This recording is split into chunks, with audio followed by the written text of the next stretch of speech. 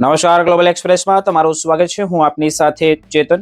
આજના અમેરિકાના તારીખ 11 જુલાઈ 2026ના મુખ્ય સમાચારોની જો આપણે વાત કરીએ તો અમેરિકામાં લાખો લાભાર્થી એટલે કે જે સોશિયલ સિક્યુરિટીનું પેમેન્ટ લે છે તેમની માટે આવી મોટી ચેતવણી.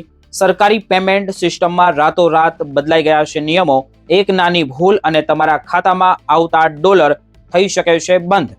જાણો આ નવા બદલાવ પાછળનું અસલી રહસ્ય અને ઓનલાઈન ફ્રોડથી બચવાનો નવો રસ્તો કયો છે.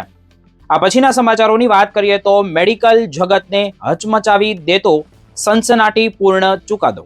ભારતીય મૂળના પ્રખ્યાત ડોક્ટરને અમેરિકાની કોર્ટે કેમ ફટકારી 20 વર્ષ સુધીની જેલ, કરોડોના ફ્રોડ અને હજારો મહિલા દર્દીઓના જીવ જોખમમાં મૂકવા પાછળનું શું છે આ આખું સત્ય. જાણો બચાવ પક્ષનો દાવો અને અસલી કહાની શું કહે છે તેમની ચર્ચા કરીશું. આ પછીના સમાચારોની વાત કરીએ તો અમેરિકામાં ગૂગલની ભારતીય મૂળની પ્રખ્યાત મહિલા ટેક લીડરની ઘરમાં જ હત્યા કરી દેવામાં આવી છે. કોણે ચલાવી ગોળીઓ અને શા માટે? પુત્ર લોહીલુહાણ હાલતમાં હોસ્પિટલમાં, જ્યારે પોલીસની ધરપકડ બાદ સામે આવ્યો એવો ચોંકાવનારો ખુલાસો જેણે સમગ્ર ભારતીય સમુદાયને આઘાતમાં મૂકી દીધો છે. તેમની ચર્ચા કરીશું. શું થયું હતું આ બધા જ સમાચારોની વિગતે ચર્ચા કરીએ. આપ જોતા રહો ગ્લોબલ એક્સપ્રેસ.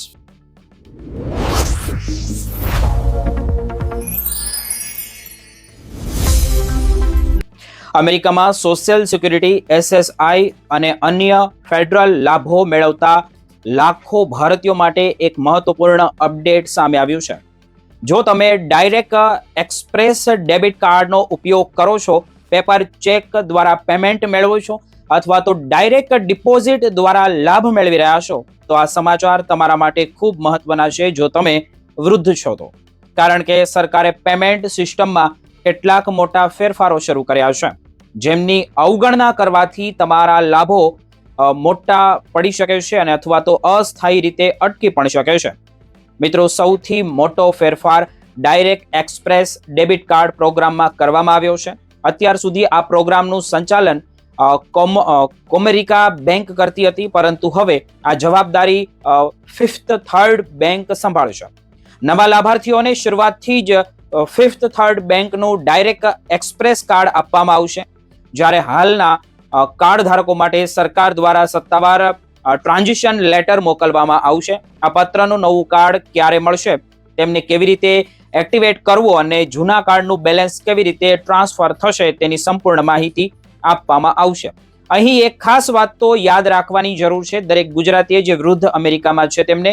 જો તમને આવા પત્ર મળે તો તેને અવગણશો નહીં, કારણ કે જરૂરી સૂચનાઓનું પાલન ન કરવાથી તમારા ફંડમાં વિલંબ અથવા તો અવરોધ પણ ઊભો થઈ શકે છે.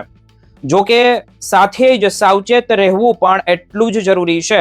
જો કોઈ શંકા થાય તો પત્રમાં આપેલા અજાણ્યા નંબર પર ફોન કરવાને બદલે માત્ર ડાયરેક્ટ એક્સપ્રેસના સત્તાવાર હેલ્પલાઇન નંબર પર સંપર્ક કરવો જોઈએ. આ સાથે જ અમેરિકામાં પેપર ચેક દ્વારા સરકારી પેમેન્ટ મોકલવાની વર્ષો જૂની વ્યવસ્થા પણ હવે અંતિમ તબક્કામાં પહોંચી ગઈ છે. આ વર્ષના અંતિમ વર્ષ સુધીમાં એટલે કે અંત સુધીમાં મોટા ભાગના ફેડરલ લાભો માત્ર ઇલેક્ટ્રોનિક રીતે જ ચૂકવવામાં આવશે. એટલે કે હવે લાભાર્થીઓને ડાયરેક્ટ ડિપોઝિટ અથવા તો ડાયરેક્ટ એક્સપ્રેસ કાર્ડમાંથી કોઈ પણ એક વિકલ્પ પસંદ કરવો પડશે. જે લોકો હજુ પણ પેપર ચેક મેળવે છે તેમને સરકારી તરફથી અંતિમ સૂચનાઓ મોકલવામાં આવી રહી છે. જો કોઈ વ્યક્તિ પાસે બેંક ખાતું ન હોય અથવા તો ડાયરેક્ટ એક્સપ્રેસ કાર્ડનો ઉપયોગ કરવો શક્ય ન હોય તો તેમના માટે જે હાર્ડશિપ એક્સપેન્ટેશન વ્યવસ્થા પણ ઉપલબ્ધ છે, પરંતુ આ સુવિધા આપમેળે મળતી નથી. તેના માટે સંબંધિત ટ્રેઝરી વેઇટર લાઇન પર સંપર્ક કરીને અલગથી અરજી કરવી જરૂરી રહેશે. આ ઉપરાંત સરકાર હવે ડાયરેક્ટ ડિપોઝિટની બેંક માહિતી બદલવાના નિયમો પણ વધુ કડક બનાવી રહી છે, કારણ કે છેલ્લા કેટલાક વર્ષોમાં ફોન દ્વારા ઓળખ ચોરી કરીને હજારો ફ્રોડના કેસ સામે આવ્યા હતા. હવે માત્ર ફોન કરીને બેંકની માહિતી બદલાવી શકાશે નહીં, વધારાનું વેરિફિકેશન ફરજિયાત રહેશે. જો તમે ફોન દ્વારા ફેરફાર કરાવવા માંગતા હો તો તમને પહેલા સત્તાવાર વેબસાઇટ પરથી વન ટાઈમ પિન જનરેટ કરવો પડશે. સૌથી સરળ અને સુરક્ષિત રીત તો એ જ છે કે તમે તમારા માય સોશિયલ સિક્યુરિટી એકાઉન્ટમાં લોગિન કરીને સીધા ઓનલાઈન જ માહિતી અપડેટ કરી નાખો. જો ઓનલાઈન શક્ય ન હોય તો સરકારી ફોટો આઈડી સાથે સ્થાનિક સોશિયલ સિક્યુરિટી ઓફિસમાં રૂબરૂ જઈને પણ ફેરફાર કરાવી શકાય છે. નિષ્ણાંતો એક મહત્વની સલાહ આપી રહ્યા છે તે આપણે સમજીએ કે જો તમે નવી બેંકમાં એકાઉન્ટ ખોલાવીને ડાયરેક્ટ ડિપોઝિટ બદલતા હોવ તો જૂનું બેંક ખાતું તરત બંધ ન કરશો. નવી માહિતી સિસ્ટમમાં અપડેટ થવાથી એકથી બે પેમેન્ટ સાયકલનો જે સમય લાગી શકે છે, તેથી ઓછામાં ઓછા 2 થી 4 અઠવાડિયા સુધી જૂનું ખાતું ચાલુ રાખવું વધુ સુરક્ષિત રહી શકે છે. સરકારે વધુ એક મહત્વપૂર્ણ ચેતવણી આપી છે કે સોશિયલ સિક્યુરિટી એડમિનિસ્ટ્રેશન ક્યારેય સામેથી ફોન કરીને તમારા બેંક ખાતાની માહિતી માંગતું નથી અને એવું પણ કહેતું નથી કે માહિતી નહીં આપો તો પેમેન્ટ બંધ કરી દેવામાં આવશે. આવી કોઈ જોગવાઈ છે નહીં બંધારણની અંદર જ. આવા તમામ ફોન કોલને સ્કેમ માનીને તરત જ બંધ કરી દેવા જોઈએ. છેલ્લે એક વધુ મહત્વની બાબત તો એ છે કે હવે બેંક ખાતામાં નોંધાયેલું નામ અને સોશિયલ સિક્યુરિટી રેકોર્ડમાં નોંધાયેલું નામ અક્ષરે જે હોય તે સરખું હોવું જરૂરી છે. લગ્ન પછી નામ બદલાયેલું હોય, સ્પેલિંગમાં તફાવત હોય અથવા તો ઉપનામનો ઉપયોગ થતો હોય તો પેમેન્ટ રિવ્યુમાં જઈ શકે છે. તેથી તમારા બેંક રેકોર્ડ અને સોશિયલ સિક્યુરિટી પ્રોફાઇલમાં નામ સંપૂર્ણ રીતે મેળ ખાતું હોય તેથી આજે તમારે આ ખાતરી કરી લેવી જોઈએ. જો કોઈ ભૂલ જણાય તો તરત જ સંબંધિત બેંક અથવા તો સોશિયલ સિક્યુરિટી ઓફિસનો સંપર્ક કરીને સુધારો કરવો જોઈએ. આ નાના પગલાં તમારા ભવિષ્યના ફેડરલ લાભોને કોઈ પણ વિપેક્ષ વિના ચાલુ રાખવામાં મહત્વની ભૂમિકા ભજવી શકે છે.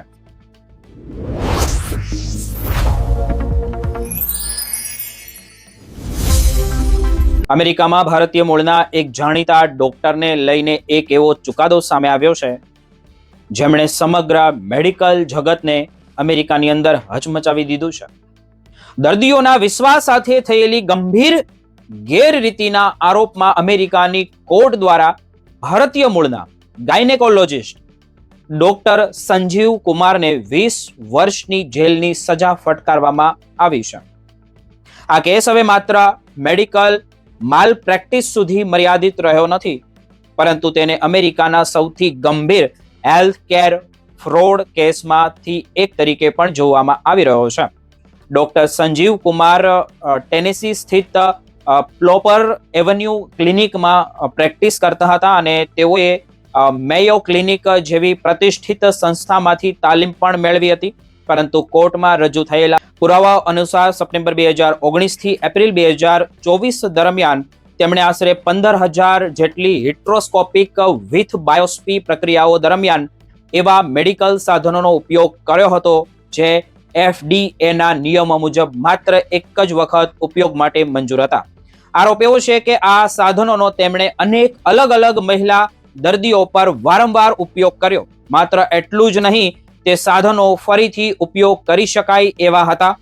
તેમના માટે જરૂરી જે સ્ટેરિલાઇઝેશન અને રીપ્રોસેસિંગની ફરજિયાત પ્રક્રિયાનું પણ યોગ્ય રીતે પાલન કરવામાં આવ્યું નહોતું, જેમના કારણે હજારો દર્દીઓના સ્વાસ્થ્ય સાથે સંભવિત ગંભીર જોખમ ઊભું થયો હોવાનું પણ કહેવાય રહ્યું છે.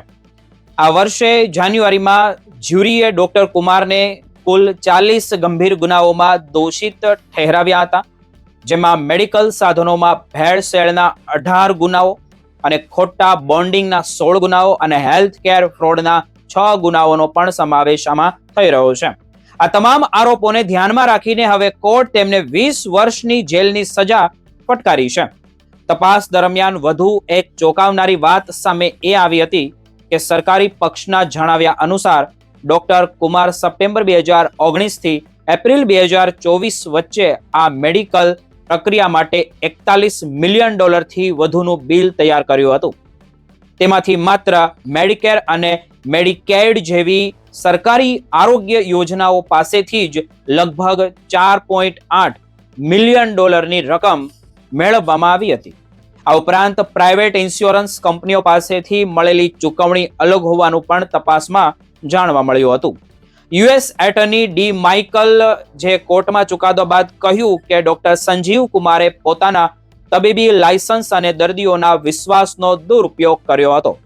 તેમના જણાવ્યા મુજબ સારવાર માટે આવેલી લાચાર મહિલાને પૈસા કમાવાના સાધન તરીકે જોવામાં આવી રહી હતી.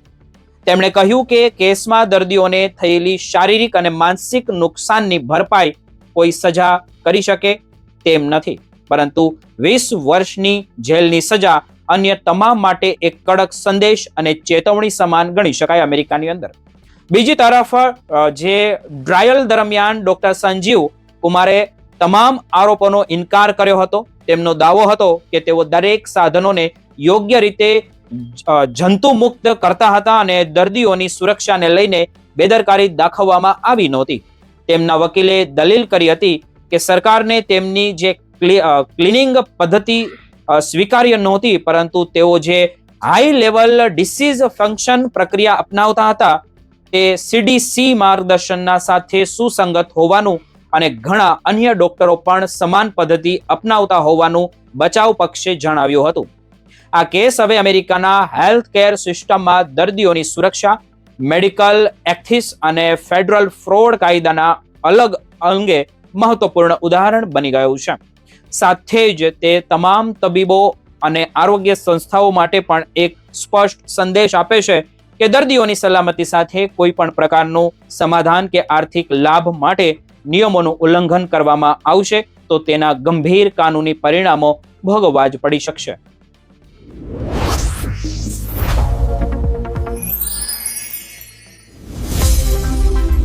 અમેરિકાના જ્યોર્જિયા રાજ્યમાંથી એક હૃદયદ્રાવક અને સમગ્ર ભારતીય સમુદાયને આઘાતમાં મૂકી દે ને તેવી એક ઘટના અમેરિકાની અંદર સામે આવી છે. ભારતીય મૂળની જાણીતી ટેક લીડર અને હજારો યુવા એન્જિનિયર્સ માટે પ્રેરણા સ્ત્રોત રહેલી શીતલ રેઝિનિયનની તેમના જ ઘરમાં ગોળી મારીને હત્યા કરવામાં આવી છે. સૌથી દુઃખની બાબત તો એ છે કે આ કેસમાં પોલીસે તેમના જ પતિ કિર્ક બી રેઝિયનની ધરપકડ કરી છે. એટલું જ નહીં, આ હુમલામાં તેમનો પુખ્ત વયનો પુત્ર જેસન રેઝિયન પણ ગંભીર રીતે ઘાયલ થયો હતો અને હાલ હોસ્પિટલમાં સારવાર હેઠળ છે. મળતી માહિતી મુજબ આ ઘટના કોબ કાઉન્ટીના સ્મિર્ના નજીકમાં આવેલા લોરેલ ક્રીક ટ્રેલ પર આવેલા તેમના નિવાસ સ્થાને બની હતી. મંગળવારે સાંજે જે ફાયરિંગની જાણ થતા કોબ કાઉન્ટી પોલીસ તાત્કાલિક ઘટના સ્થળે પહોંચી હતી. ઘરમાં પ્રવેશતા પોલીસને જેસન રેઝિયન ગોળી વાગેલી હાલતમાં મળ્યા હતો, જ્યારે વધુ તપાસ દરમિયાન શીતલ રેઝિયન મૃત હાલતમાં તેમને મળી આવ્યા હતા. સમગ્ર વિસ્તારમાં ભારે ચકાચાર મચી ગયો હતો અને પોલીસે ઘટના સ્થળેથી જ શીતલના પતિ કિર્કની ધરપકડ કરી હતી. તેમની સામે ફેલોની મર્ડર, એગ્રીગેટ એસોલ્ટ અને 2 ગુનાઓ અને ગુના કરતી વખતે હથિયાર રાખવાના 2 ગંભીર આરોપો હેઠળ કેસ નોંધવામાં આવ્યો છે. હાલ તેમને કોઈ પણ પ્રકારના જામીન વગર જેલમાં રાખવામાં આવ્યા છે. જો કે આ ભયાનક ઘટનાનું ચોક્કસ કારણ શું હતું તે અંગે પોલીસે હજુ સુધી કોઈ સત્તાવાર માહિતી જાહેર કરી નથી અને તપાસ ચાલુ હોવાનું પણ જણાવાઈ રહ્યું છે. અને શીતલ માત્ર એક સફળ ટ્રેક પ્રોફેશનલ જ નહોતા, પરંતુ તેઓ અમેરિકાની ટેક ઇન્ડસ્ટ્રીઝમાં ભારતીય સમુદાયનું ગૌરવ ગણાતા હતા. તેમણે વર્ષ 1994માં જ્યોર્જિયા ટેકમાંથી કોમ્પ્યુટર સાયન્સમાં બેચલર ડિગ્રી મેળવી હતી. ત્યારબાદ તેમણે ટેકનોલોજીના અનેક ક્ષેત્રોમાં મહત્વપૂર્ણ યોગદાન પણ આપ્યું છે.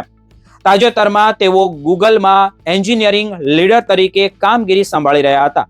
તે પહેલા તેઓ જે હોમ ડેપોમાં લીડરશિપની મહત્વપૂર્ણ જવાબદારી નિભાવી ચૂક્યા હતા, જ્યાં કંપનીના મોબાઈલ અને ડિજિટલ ટ્રાન્સફોર્મેશન પ્રોજેક્ટમાં તેમનું વિશેષ યોગદાન રહ્યું હતું. તેમની કારકિર્દીની શરૂઆત જે વેધર ટેકનોલોજી અને ફાઇનાન્શિયલ ટેકનોલોજીના ક્ષેત્રથી થઈ હતી. સોફ્ટવેર એન્જિનિયરિંગ ક્ષેત્રે તેમના નામે 2 અમેરિકન પેટન્ટ પણ નોંધાઈ ચૂક્યા છે, પરંતુ તેમની ઓળખ માત્ર એક સફળ એન્જિનિયર સુધી મર્યાદિત નહોતી. તે ખૂબ સફળ થયા આગળ. તેઓ જ્યોર્જિયા ટેકના કોલેજ ઓફ કોમ્પ્યુટરિંગ અને એડવાઇઝરી બોર્ડ તેમજ એલ્યુમિન અને એસોસિએશનના બોર્ડ ઓફ ટ્રસ્ટી પણ સક્રિય સભ્ય બન્યા હતા. ખાસ કરીને મહિલાઓને ટેકનોલોજી ક્ષેત્રમાં આગળ વધારવા અને યુવા એન્જિનિયર્સને માર્ગદર્શન આપવા માટે તેઓ સતત કાર્યવાહી કરતા રહ્યા હતા અને કાર્યરત રહ્યા હતા. શીતલનું જીવન પણ પ્રેરણાદાયી હતું. તેમનો ઉછેર ઇંગ્લેન્ડ, ભારત અને ઘાનામાં થયો હતો. ત્યારબાદ ઉચ્ચ શિક્ષણ માટે તેઓ અમેરિકા આવ્યા અને પોતાની મહેનતના બળે ટેક ઇન્ડસ્ટ્રીઝમાં અગ્રણી સ્થાન પ્રાપ્ત કર્યું. તેઓ મેટ્રો એટલાન્ટામાં પોતાના પતિ, પુત્ર જેસન અને પુત્રી જેસિકા સાથે રહેતા હતા. આ સમગ્ર ઘટનામાં એક કરુણ વિરોધાભાસ પણ સામે આવ્યો છે. થોડા વર્ષો પહેલા જ્યારે તેમના પુત્ર જેસનને જ્યોર્જિયા ટેકમાં પ્રવેશ મળ્યો હતો, ત્યારે શીતલે પોતાના પરિવાર સાથે ગર્ભવતી સોશિયલ મીડિયા પોસ્ટ શેર કરી હતી. અને આજે એ જ પરિવાર એક ભયાનક દુર્ઘટનાનો ભોગ બન્યો છે, જેને લઈને સમગ્ર ટેક સમુદાય અને ભારતીય મૂળના લોકોમાં શોકની લાગણી ફેરવાઈ ગઈ છે. આ દરમિયાન અધિકારીઓએ ઘરેલુ હિંસાના ભોગ બનેલા લોકો માટે મદદ ઉપલબ્ધ હોવાનું પણ યાદ અપાવ્યું છે. જો કોઈ વ્યક્તિ ઘરેલુ હિંસા અથવા તો ધમકીનો સામનો કરી રહ્યો હોય તો તેણે સંબંધિત હેલ્પલાઇન અથવા તો સ્થાનિક સહાય સંસ્થાઓના સંપર્ક કરવા જોઈએ. તેમાં વિલંબ ન કરવો જોઈએ. પોલીસનું કહેવું છે કે આ કેસની દરેક દિશામાં તપાસ ચાલી રહી છે અને ઘટનાનું સાચું કારણ બહાર લાવવા માટે તમામ પુરાવાઓનું વિશ્લેષણ પણ કરવામાં આવી રહ્યું છે. સમગ્ર અમેરિકામાં રહેતા ભારતીય સમુદાયની નજર હવે આ કેસની આગળની કાનૂની કાર્યવાહી પર ટકેલી છે.